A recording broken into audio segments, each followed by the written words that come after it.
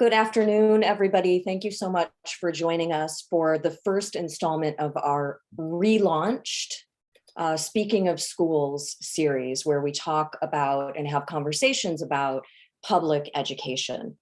I'm Sharon Kirsch. I'm a co-founder and a co-director of Saver Schools Arizona Network. We are a statewide grassroots nonprofit dedicated to fighting for strong public schools. So what I would like to do is just give you a really brief introduction to Save Our Schools, to why we focus on public education, and then a little snapshot about rural schools. So those of you who know Save Our Schools Arizona know that we've been around for a few years now, fighting for our public schools because our public schools are facing a very, very serious crisis. We have the lowest per pupil spending in the United States. We have nearly the highest class sizes, which makes things very, very difficult for our teachers. We have among the highest student to counselor ratio. So the recommendation is one counselor for every 250 kids, but we have in Arizona one counselor for every 900 kids. And we also in our state have over $300 million that are drained away from our public schools into private and for-profit education. And that number keeps growing. So at Save Our Schools Arizona, we want to prioritize public education because we know how important public schools are. We know that high-performing schools boost our property values and ensure neighborhood safety, provide a sense of community. We know that businesses often cite the quality of local schools as a reason to either come or not come, as is the case in Arizona. And we know that quality public schools are the best thing for our kids. They create a well-educated and prepared workforce. Now, when we think more specifically about rural schools in Arizona, I think it's important to know that 135 of our 223 school districts in the state are considered rural. And so that means that our rural schools serve about 35% of all of our 1.1 million students across the state. Our rural schools have some of the lowest graduation rates in the nation. 23% of rural students live in poverty. That's the second highest rural poverty rate in the US. Now, we do have many success stories in spite of all of this. And one of them is that we have seen over between 2016 and 2019, the high school graduation rate go up a bit. So when we think about, or when we at Save Our Schools Arizona, when we talk about public education, we really want to dive into the issues and really understand the challenges facing public schools in all corners of our state. And so we've recently just put out the Save Our Schools Arizona State of Arizona Rural Schools policy paper. And you can go to our website, sosaznetwork.org. And right there on our homepage, if you scroll down just a little bit, you will see that this report is available. So now, I'm going to stop sharing and introduce you to our wonderful panelists. And I'm really grateful to all three of you for being here today and to help us better understand Arizona's rural schools. So first of all, I'd like to introduce Steve King. He is a superintendent of Cottonwood Oak Creek School District, and it's your, I think, 26th or 27th year. Thanks for reminding me. Yes. Okay. And you have a passion for creating educational environments that support the whole child so that all students have the ability to learn and grow and thrive in the classroom. And that is awesome. So next we have Susan Collins. Thank you for being here, Susan. Susan's a nationally board certified teacher with more than 25 years of teaching experience. You are currently a music teacher in Kingman, Arizona, which is located in the northwest part of our state. And Susan is passionate about advocating for the needs of rural schools and ensuring that every student receives an excellent education. And finally, I want to introduce Nikki Indikovic. She is the mother of 5 and a passionate education advocate who wears lots of different hats. She has long been a strong supporter of equitable public education and education specifically that uplifts our rural communities and our rural kids. She is in the Humboldt, your kids, I think, Nikki, if I have it right, are in the Humboldt Unified School District.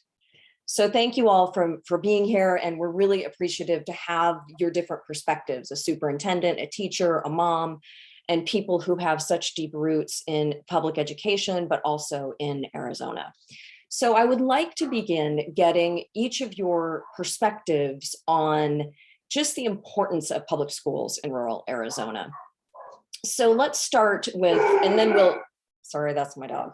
Then we'll get to the needs and the challenges facing public schools, but just say a little bit from your perspective about why public schools are so important in our rural communities. So Superintendent King, let's start with you. I get to go first, huh? Well, thank you very much for having me. I do appreciate it.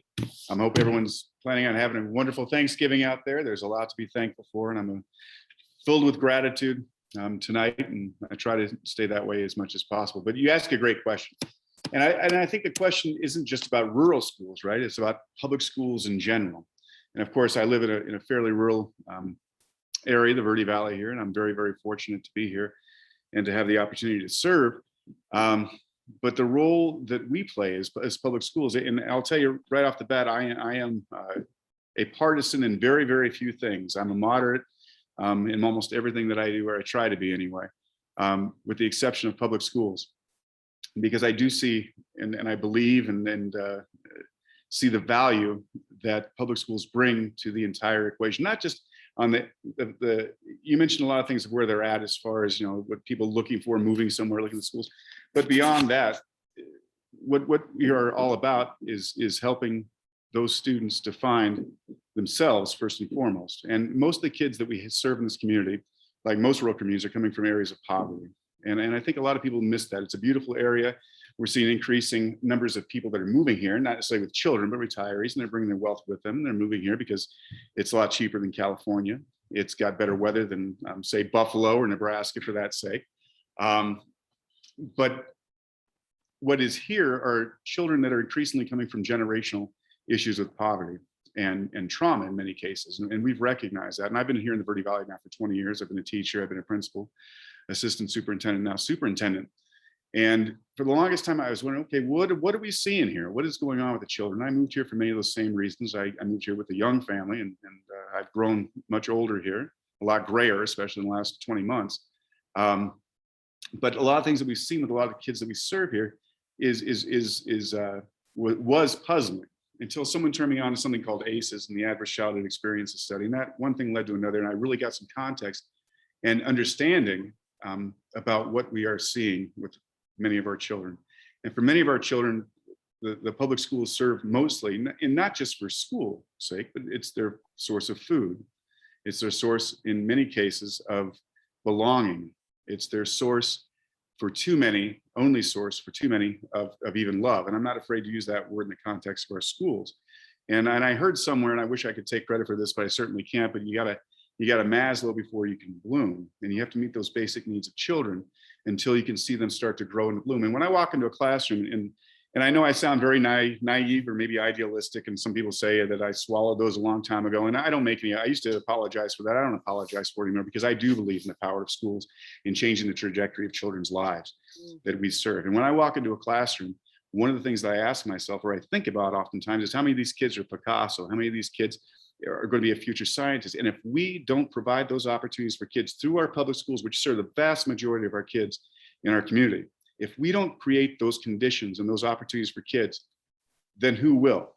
So there's a moral imperative in many ways to the work that we're doing here. And I am surrounded, as Nikki will attest to, I am surrounded by some of the finest educators I've ever worked with in my life. And people a lot smarter than I am. I don't pretend to be the smartest guy in the room, but I do feel as though I understand much of what these children are seeing and those opportunities in front of them. If we don't create those conditions, then who will?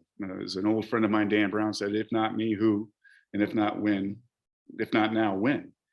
And we hold those things. And so we are in a hurry. We are doing a lot of things. But I will also say that I am very, very hopeful. And there's a singer, and I don't watch America's Got Talent, but her name is Nightbird. You might have heard of her. And she's a 30-year-old who's struggling with stage 18 cancer throughout her whole body. And they had an interview with her one time. She says, "I am rebelliously hopeful."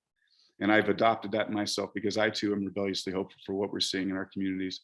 And we're seeing a growing sentiment, I believe, that there is nothing more important than our schools in changing the trajectory of children's lives, and that there is no wealth in this world but children. I think once we understand that, and once we embody that, and once we take that to heart as a community, then our decisions become much, much less about us, about our adult issues, and God knows we got a lot of adult issues out there, and more about what we are creating for the future of our children.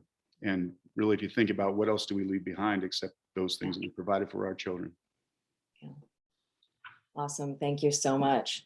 Susan, what do you want to add to that about, from the perspective of being a teacher, just how important schools are in rural communities?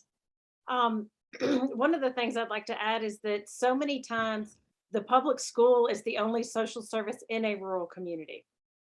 There is no, I mean, we have Head Start, but it's not real strong here. But you don't have the social services, you don't have the churches coming in, you don't have the St. Vincent de Paul's, you don't have, you don't have those social services. And that is what the school is. The school is, it's breakfast, it's lunch. We've started a dinner program. We have a weekend meal program. We have, we're the first line for mental health, for physical health, for recognizing abuse and neglect within a family. We are the first line of defense, the first line of recognition for so many of these families. And we're, for a lot of families, we're the only social center that they have. When we had our fall festival night, it was overrun with people. It's whole families. It's kids that have a friend that still has a younger sibling that's at our school, that they're coming back from junior high and high school. And sometimes, they're bringing their kids back when they went to school there. It's the center. It's a center that anchors our community. And it's, in a lot of cases, the only thing that anchors a community is your public school system. And with the pandemic, how did that impact schools as the social centers of the communities? Well, it meant that a lot of our kids were extremely isolated. A lot of our families were extremely isolated. Parents and students were not able to get what they needed. And, the internet connectivity is, it's okay when you're in town, but the further you get from the center of town, the sketchier it gets. And we were driving buses with hotspots out into rural areas and parking for periods of time, and families were coming and parking around the bus so their kids could do their work. Yeah. It was had a huge impact, a huge negative impact, and one that we will be trying to compensate for at least a few years. Yeah. Thank you.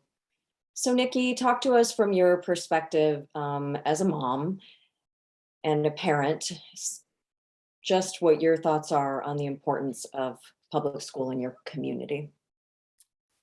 Yeah, I think coming after, of course, a superintendent and a teacher, I gotta say, difficult, but I will add this. One of the things, I moved to Arizona 7 years ago, and it never occurred to me not to put my children in their local public school. Other states in the country don't have this competitive nature around their educational system. So for me, it was a very easy decision. We're going to our public school. The reason for that, I found out later, was deeper than even I imagined. For me, I want my kids going to school with our neighbors. I don't want them bussed off to a different shiny school. I don't want them not having the safety net of the street in which we live.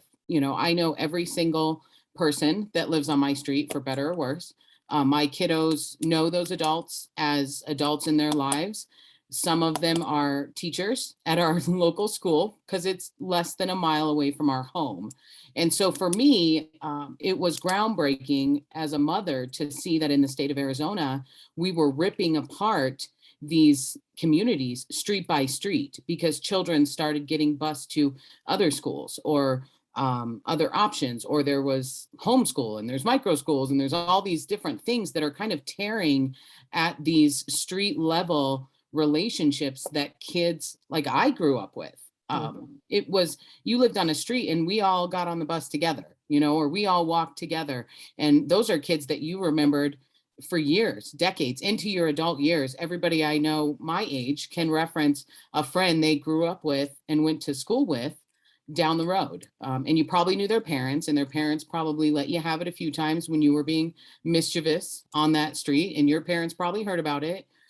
So one of the hardest parts of being a rural parent was all this stuff was going on and we were tearing apart the community that I wanted for my children. So then when I got to the school, and on top of that tearing apart process, I started seeing that my rural school was struggling to maintain all the services that Susan and Steve just referenced. We didn't have options for families if they were in chaos or experiencing trauma.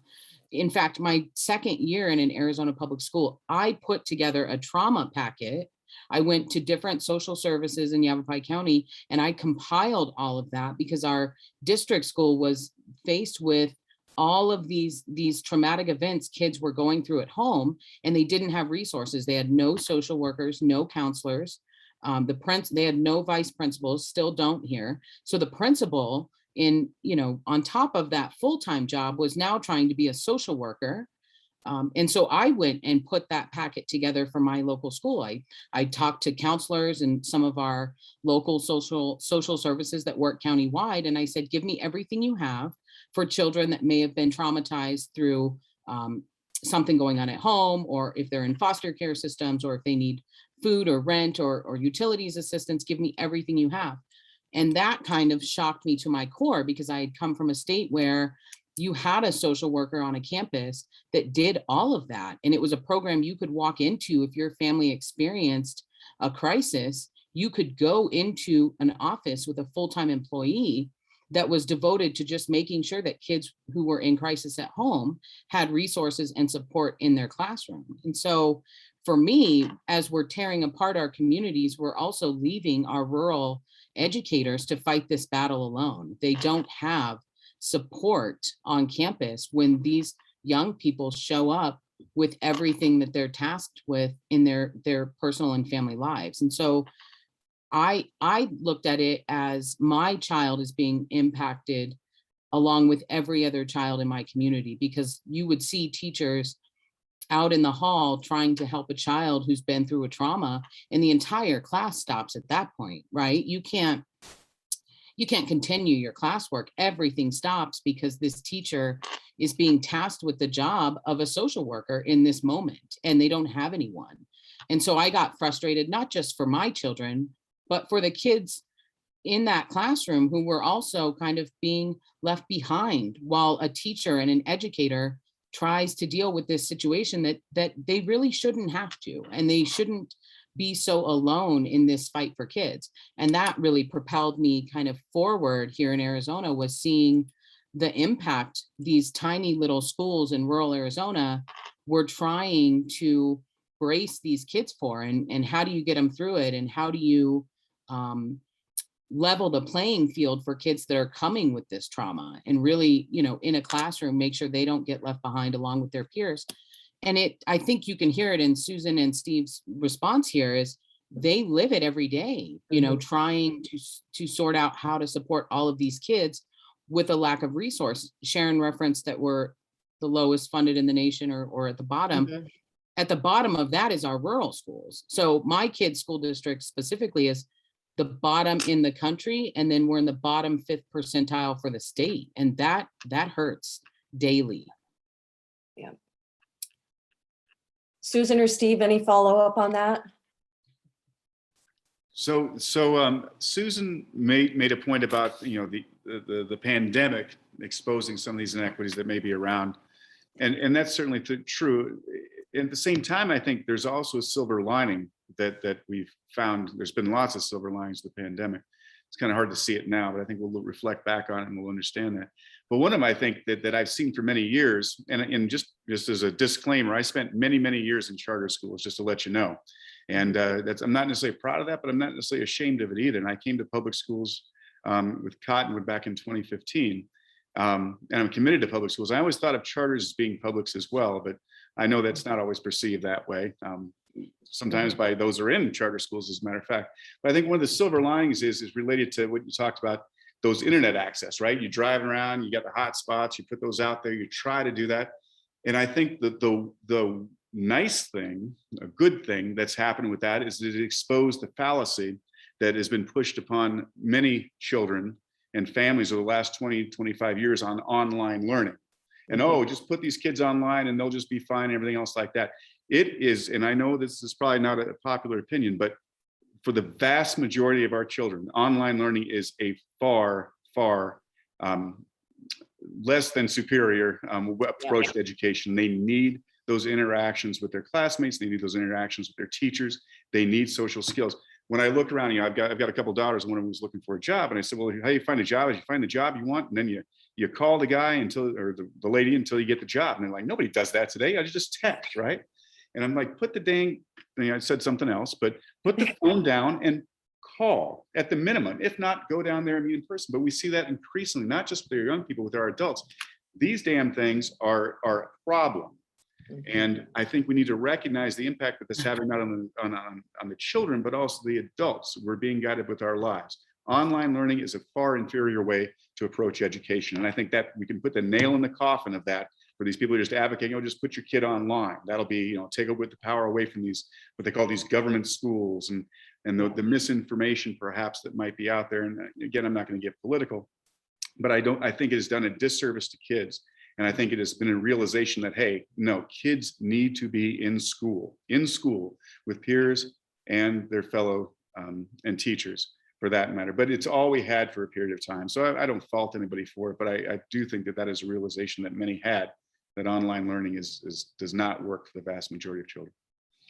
More indication of how incredibly important our teachers are. Absolutely. And that there's so much more to teaching than a well-planned lesson, which of course that's really, really important, but all of those human interactions that you have in the classroom can be so important.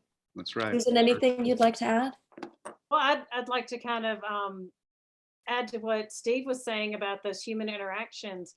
We're trying to teach these kids how to collaborate and problem solve with one another.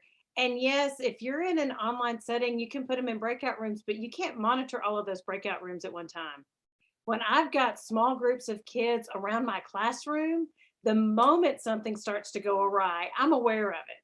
I'm over there, I'm finding out what's going on, I'm helping them navigate that. They have to have that human interaction. And yeah, I'm a music teacher, so I teach a fine and performing art.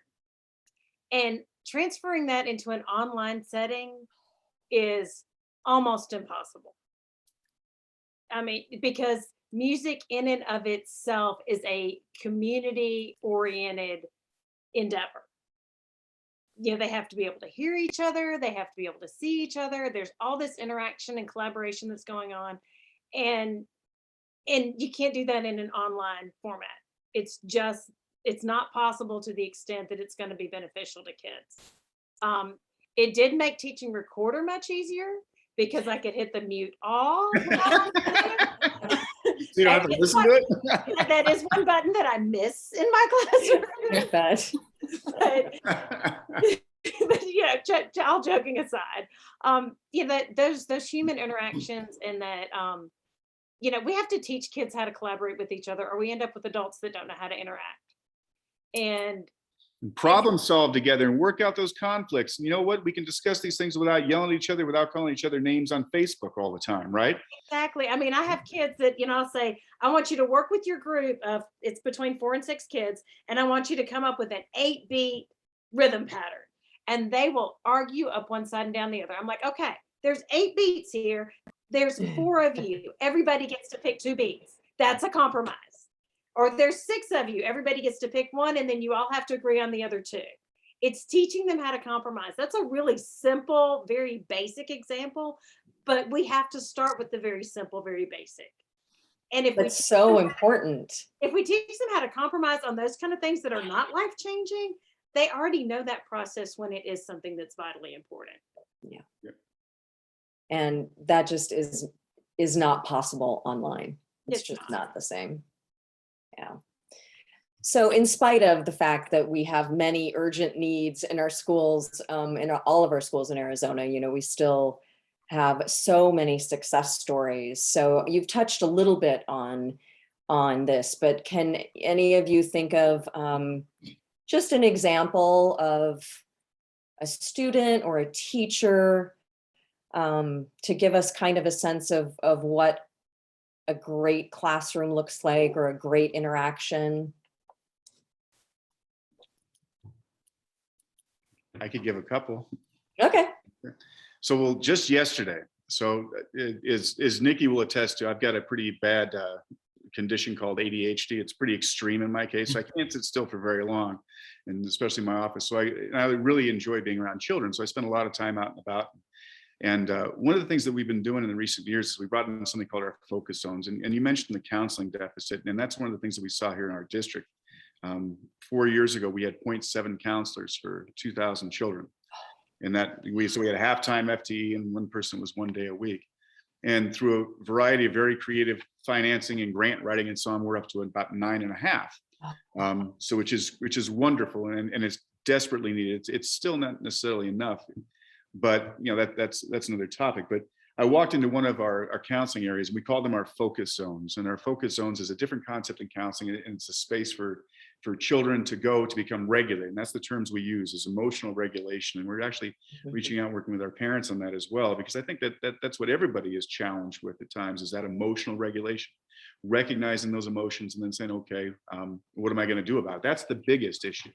I don't like to get wallowed and say, poor me, in psychotherapy. I'm very much guided by cognitive behavioral therapy, which is saying, okay, yeah, this happened, but what are you going to do about it? You can discuss your past for as long as until you're blue in the face and nothing can change, but really you have to look at the future. So I went into one of our focus zones, and we have a remarkable focus zone teacher by the name of Barb Daher. I was just speaking with her earlier today, and she's an empath, if there ever was one.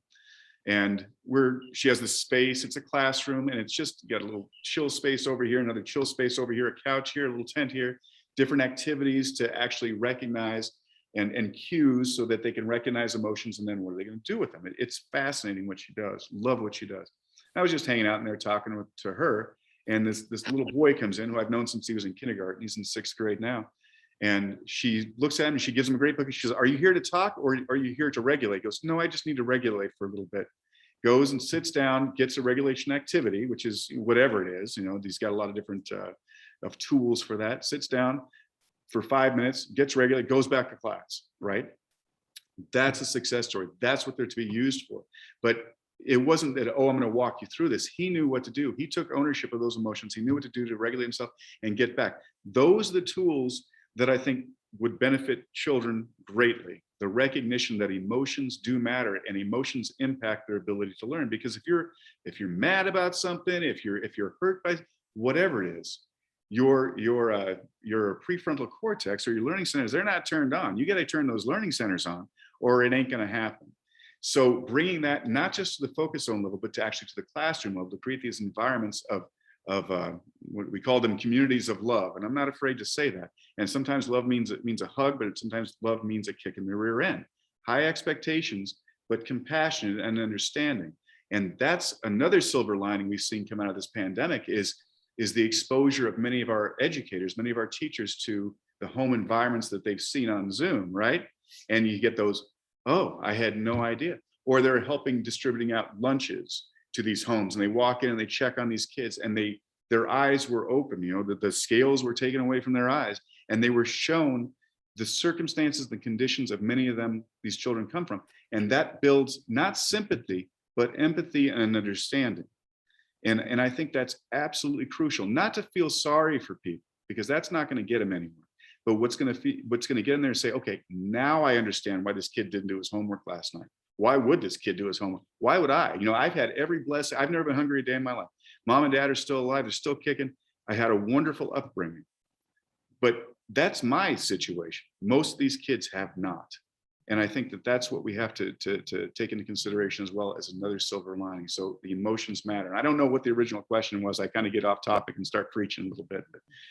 But, A good example of wonderful things that are happening in our classrooms. That's awesome. So I just Susan, were you going to wanna, add something?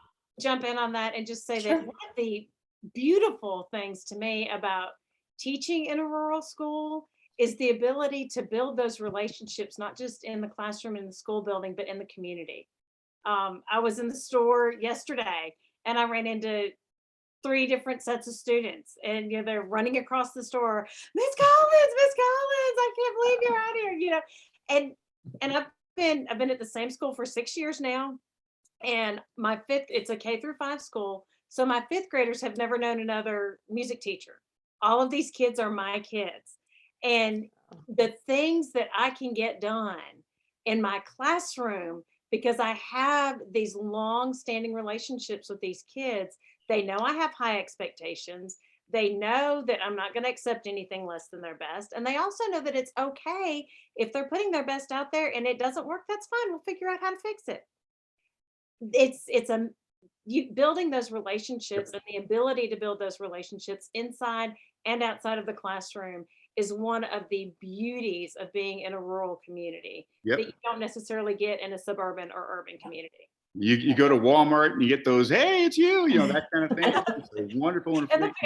And your point about relationships, you get the best pedagogy, you get the best technology, you get the best facilities, you get the best everything. None of it means anything unless you can build quality, effective relationships with those kids. And that means beginning with listening and understanding who these kids are. And that's what you said. That's the positive about the rural community. It's a beautiful feeling. And retaining our teachers and keeping them in our schools, all of our schools, long term is key to building those relationships. Yes, it is. Yeah. So we are talking about the urgent needs of rural schools. So what's on your wish list? If you could address something, what would be at the top of your list to address the urgent needs? Oh, I will totally get on this one. I have. Okay, Nikki, go ahead. So first and foremost, we have to bring down the student to counselor ratio in rural communities. It has to happen. There is no excuse for us to be almost triple or greater the recommended ratio set forth by the American Association of Pediatrics, who understand children deeply. That number has to come down substantially. I think the second thing we need to look at with our rural communities is how we keep our educators in them. Teachers are being priced out of the housing market in rural communities. They are among the lowest paid in this country if they're in rural Arizona because they're under Maricopa County wages. And they're experiencing increases in housing as we see a migration from other states into rural Arizona, which Steve referenced earlier, as people move from other states to get that rural Arizona feel, they're pricing out our local educators and young professionals across the board. We also need to have a very serious conversation about the building needs of rural communities. The schools that these children are in, there is simply no excuse for it. I am personally offended by some of the working conditions and learning conditions in rural Arizona because this state has not invested in these aging buildings. And one thing to remember when talking about these buildings and the campuses in which these kids learn is rural communities are oftentimes older. Those schools are old buildings. And there is a decision that needs to be made about whether or not you keep an older building, but if you're not maintaining it, it's dangerous. It is truly dangerous. And the state has failed consistently to invest in these campuses, despite the fact that they're publicly owned properties. I mean, I can't imagine if I were to buy up a couple of buildings around town and then let them completely fall apart, just completely neglect them and fail to care for them. The school campuses in Maricopa County can go out for a large bond and ask their community to cover the expenses of those buildings. In rural Arizona, you're not passing $200 million bonds to build a high school because yours is over 60 years old. You're not going to be passing those sort of requests on to local taxpayers. That would be impossible in a lot of communities up here. And so what we see out of our superintendents and our boards is an attempt to duct tape these buildings together and maintain their safety. I have a school in Yavapai County that I toured that some of their wings are so badly dilapidated that they just close them down. They don't even use these classroom spaces because they cannot afford to make the repairs to those spaces, and it's become dangerous. Every single child, I have 5 kids that have come through rural Arizona school districts. Every single one of my kids has experienced a flood at some point. Some roof has leaked or some air conditioning unit has gone. I mean, it's a running joke in Yavapai County specifically. If you lose your roof, like that's just something that happens because the state has not invested in these buildings. No parent would be okay having their child in a home that looked like that or couldn't be maintained that way. And so that's my top 3. I mean, counselors, retaining our teachers, and taking care of these spaces in which we expect kids to learn. And I will say on that front, when kids are being told that they need to respect the space in which they learn, it is difficult to do when they're looking at buildings that are falling apart and textbooks that are 30 years old. I mean, you're asking kids to take pride in their learning environment and their work in a space that shows children that we don't take pride in what they're doing. And it frustrates me to no end. And I will say it's not just an Arizona problem, it is national. Sometimes if you look at these older rural communities, their schools all look very similar across the country. We're just, of course, the worst of the worst, like the bottom again. So that's my wish list. If there's anybody on here who's got a couple billion laying around. Well, Nikki, I was going to say, on the top of my wish list, because it comes up at least once a week, is to have a cafetorium on my campus. We have one gymnasium that is the gym. It is the multi-purpose room. It is the performance area. It is the cafeteria. It is everything. And we have 800 students on campus. There is a high demand. And of course, for that particular space. And of course, the PE teacher's going, hello, I'm trying to have class over here. And rightly so. And our special area classes are limited on the amount of time that we can serve students during the week because we have to shut down for the entire lunchtime because you can't have PE for less amount of time per week than you have music or computers or library. Everybody's got to be equal. And, my principal and I will sit down and try to figure out a way to work a practice in here or an assembly in or something like that. And I'm like, well, if we had a cafetorium, then the gym could be the gym and the multi-purpose room could be the cafeteria, and it could be an auditorium in the morning and in the afternoon when it's not being used for the cafeteria. And we wouldn't have to juggle all this stuff. And that's just one thing, but that it does come up at least every other week. A lot of times in a single week, it will come up at least one time because we're packed. We're totally packed. And we have one campus in our district that has had to be closed down, and we petitioned to have it classified as non-usable square footage because we have black mold and asbestos in that building. It can't be used for children. But for a lot of years, it has affected our accreditation because it's considered classroom square footage, even though it's not usable. And just to bring that building up to code is millions of dollars. Oh my gosh. Yeah, it's hard to argue with what anybody is saying. I see those things on a daily basis and have seen them for quite some time. So, my wish list is a notebook. I think I keep it in my office somewhere. It's very thick, and you got to start working your way through that somewhere. and again, but how, so what, right? I mean, we know where we are, we know what's in front of us, we know the situation that confronts us on a daily basis.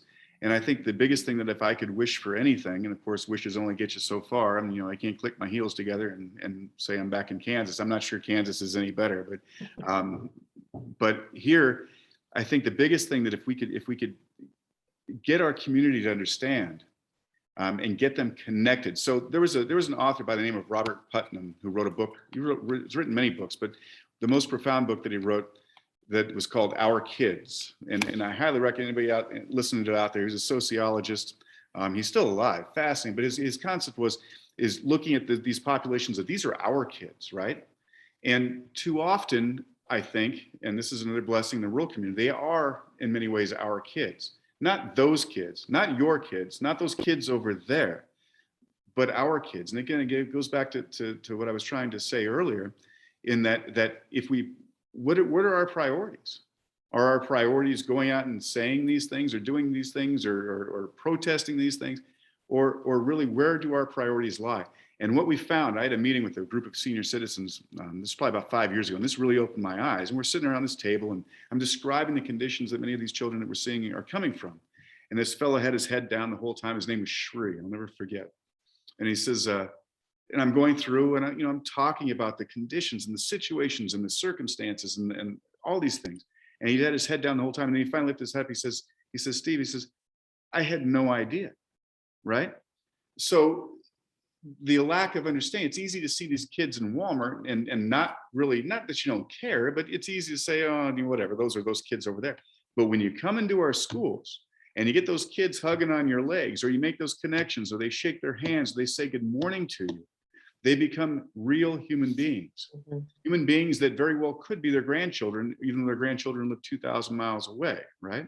But children that will one day, if in their own self-interest, will serve them, will be their doctors, will be their waiters, whatever that is. So we've made a concerted effort to reach out to our growing retirement community and not look at them as an obstacle to progress for our schools, but actually a partner. And that's been difficult for some. But our senior volunteer population has grown exponentially. We got them riding mountain bikes with kids, we got them reading with kids, we got them doing all sorts of stuff with them. Because if you talk about the real, just hard, not politics of it, but when a vote comes up for a bond or an override or something else, it's much harder to vote no when you know who that kid is, right? You have a vested interest in the children of that community because you have a vested interest in that community. You are connected. You're back in the front porch, like you talked about, Nikki, with these neighborhoods, right? These neighborhoods are so absolutely vital, yet bowling leagues are almost non-existent anymore. Those social activities, those social cohesiveness that we once had, they're disappearing rapidly, and we're disintegrating into these little social media blogospheres of our own making and our own confirmation bias kind of thing, instead of actually dealing with real little people. And so I think if we prioritize that, maybe, and I could be wrong about everything I'm saying, by the way, then those other problems will be solved as a consequence of genuine compassion and understanding, and knowing that this is the way forward for our community. Yeah. Thank you. I put the title of that book in the chat on our Facebook Live feed. Looks awesome. There's also just a chat. If you don't want to read the whole book, there's a chat, an interview with Robert Putnam. Just Google Robert Putnam, Our Kids, and just watch that. It's terrific. So, okay, awesome. But I did read the book. I didn't cheat. Yeah. Okay. So I think you, Superintendent King, you led a little bit into what will be my last question, and that is, what can Save Our Schools Arizona do to help? We have thousands of volunteers all across the state. We are especially focusing on rural communities. We love talking to people, just, person by person. So what can we do to help you all? Was that addressed to me? Yeah, to all of you. We want to help all of you. Well, I will say that Nikki, I don't know how long ago we met, and she's been very, very helpful in a lot of the things that are happening in Cobbler, and I'm very grateful to her and very appreciative for all the work that she's done. I think the biggest thing that can help us is, again, putting that information out there. And the reality, I'm so looking forward to this report. This is what we're seeing. But how do we create those conditions for people to actually come into our schools and to showcase what we're doing? And that would be, So we're making, instead of waiting for people to come to us, right?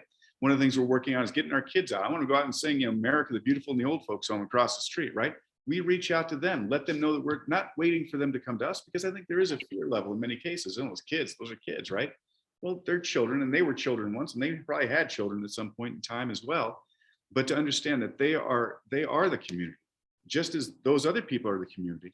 And it's not a situation of pitting generations against each other. There's too much pitting against across every spectrum nowadays. We can always find stuff to disagree with. What are those things that unify us? What are those things that bring us together? And I think a common thread amongst that should be, and I'm really into Mr. Rogers too, by the way, should be children. And I believe those things. What else do you have? And if you feel it here, and then that might compel one, if you have that moral compunction, to do something about it. If you are compelled to act upon those emotions and those feelings and those convictions, that's where the difference is going to come. Thank you. Susan, any thoughts? I know one thing I would love to see happen, because so many of the people in our community that are really supporting on the statewide level, the advocacy and everything, are teachers, and we can't get to a lot of things that happen during the day, during the week. Yeah. I would love to see some outreach to civic organizations like the Rotaries and the Civitans and Lions Club, things like that, that are in our community, to contact those leaders and say, hey, we have a presentation. This is what it looks like. We'd like to come present this to your group. We can do it virtually. We can do it in person. Because, I can't go to a meeting at noon on a Tuesday. Yeah. I mean, I'm perfectly capable of giving the presentation, but I'm in the classroom with kids. Yep. And I would love for somebody who's passionate about this work and knowledgeable about what's going on to come in and again, like Steve has said, not to get too political, counter some of the narrative that they're hearing from some of our politicians. Yeah. Because they're hearing, we're supporting public schools, but they're not really sharing their voting record. Yeah. And Susan, just to piggyback on that real quick, we just recently had an override election, and I went out and spoke with the Verde Valley Republican Club. And there's a lot of voters out there, and I wanted them to be informed. And I start off the conversation by three things I just want to get clear, because I still get people calling me saying, when am I going to open up schools, right? And we've been open since September 1st of last year, right? We opened early and we stayed open. We made a lot of effort. So I said three things clear. Our schools are open, just to clear up that misconception. We don't have a mask mandate, and that's not something that, it's rural Arizona. Again, I'm sure Kingman probably doesn't either. And the third thing is we don't do critical race theory. And I wanted to hit those three things on purpose, because there is a conception out there, because they'll hear many people will hear these media sources, and they'll tell, and it must be happening here. But it's not, it is not that way. I'm a patriot. I really am. I believe in the American dream. And I believe that America's public schools, our public schools in Cottonwood, the only one I have responsibilities for, are the way forward to help children be who they can possibly become. And isn't that really the American dream, to fulfill their potential and their talent? What's more American than that? Yep. Right? So absolutely, I agree. Yeah. Susan, I love the idea. There's really nothing we love more than being out in the community talking to people. And we have all kinds of presentations, just basic stuff about education in Arizona, how education funding works. We have some more specific presentations on vouchers and the ways that some of these public dollars are drained away from our public schools. And we are happy to talk to like 2 people or 200 people. So for listeners and for all of our panelists, if you know anybody who would be interested, that's what we do. We love to talk to people, so send them our way. Nikki? So I'm going to take off my Save Our Schools hat and just be a mom right now. I would say if there is one point I could make clear to parents and community members around their public schools, is just walk in. You don't have to act like there's a wall. There is no wall.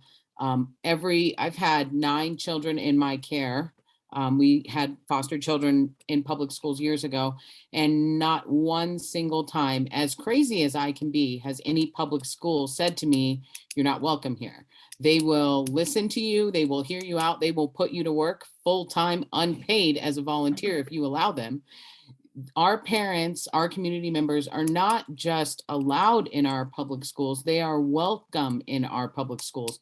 The idea that some national narrative is telling people that they're not allowed there and that it's a secret and that there's a wall or there's something going on is completely false. It is being drummed up for political gain. It is not based in reality. And I can tell you because I've lived it. I've been in districts for decades. I started, my first parent group was 16 years ago. Not one time has anyone said like, no, we don't need your help, or no, we don't want you on this committee, or no, we don't want to hear your concerns for your child. Even when I was being a little irate mother. I mean, everybody kind of sees me as a little bit agreeable to educators. That is not reality. I am still a mother. My children are still in my forefront when I go to my kids' school. You can have a conflict and a discussion with an educator, a superintendent, a school board member, and really resolve whatever your concerns are. There's nothing stopping you. The wall that people are claiming is stopping you is completely made up. With the exception of if you're being violent or aggressive, of course, there's a wall. If you come in and you have concerns about your district schools, you will be welcomed. I promise you that. You will 100% be welcomed. I want everyone to understand that educators, superintendents, board members have been begging parents and community members to come back to their district schools for years. And if this pandemic has taught us anything, it's that we belong there with them. I know I even more so now feel more strongly about volunteerism in our school. It's the most important place any of us can be right now. Our kids need us. This has been very difficult for them. The adults in the room can put their emotions aside and really lead with what's best for these children right now and stop allowing forces outside of your community or outside of our state to drive a narrative that really just pulls us all apart. It's just go. It's totally fine. If you don't want to go alone, call me. We'll go together. We'll meet the principal. We will totally hang out. Literally every door is open if you are open-minded and willing to support that school that we all really love. We do love them. And I love the idea of thinking about our kids, right? We're all in this together and we can be helpful to each other. I especially love Superintendent King, the idea of being rebelliously hopeful. I think that's so important in our state. It's what our kids need. It's what our state needs. And so we will continue being rebelliously hopeful and fighting to strengthen our public schools. So I really want to thank each one of you so much for joining us tonight for relaunching our Speaking of Schools series. We are going to have our next episode is going to be Speaking of Schools, Inequitable Funding in Arizona's Schools. Funding is difficult to understand, so we are working on another report to kind of break it down, help people understand it, and we will bring in some new panelists the first week of January. So watch our Facebook page for more information about that. And with that, I will say good night and thank you all so much for being here. Thank you. Thank you, Sharon.